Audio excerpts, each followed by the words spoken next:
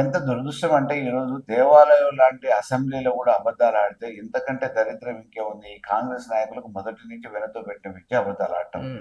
ఆ రోజు అధికారంలోకి రావడం కోసమేమో 6 గ్యారెంటీలు అని చెప్పి హామీ ఇచ్చారు. రాగానే 100 రోజులలో ఏడైతుంది కనీసం మమ్మల్ని కూర్చొనియండి అని చెప్పేసి ప్రతిపక్షాల వాళ్ళని బతిలాడారు. ఈ రోజేమో 15 నెలలు అయిన తర్వాత మేము అన్ని చేసేసినామని చెప్పి చెప్తున్నారు. యాడ్ నుంచి హ్మ్. అలావుద్దీన్ అద్భుత దీపం లెక్క ఎక్కడ అరచేతిలో వైకుంఠం చూపించే ప్రయత్నం తప్ప ఈ 15 నెలల్లో మామూలుగా మొదటి నుంచి కుర్చీలో కూర్చున్న కాడ నుంచి లంకెల బిందెలు ఉన్నాయనుకొని వచ్చిన అప్పులు ఉంది, ఇది ఖాళీ కుండలు ఉన్నాయని చెప్పి చెప్తివి. ఏదో అనుకొని ఇవాళ అప్పు పుట్టే పరిస్థితి కూడా లేదు, మమ్మల్ని చూసి అప్పు ఎవడు ఇవ్వట్లేదు అని చెప్పి నువ్వే చెప్పబడుతుంది.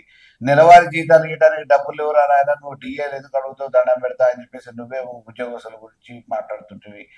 ఒక రకంగా అప్లమయం చేసిన ఈ తెలంగాణని ఏ రకంగా అభివృద్ధి చేసినావు, నువ్వు ఇచ్చిన హామీలు ఏడ నిలబెట్టినావు, ఇంకా మాయ చేసి మభ్యపెట్టి అధికారంలో లేనప్పుడు మాట్లాడినట్టు అది అదే విషయం.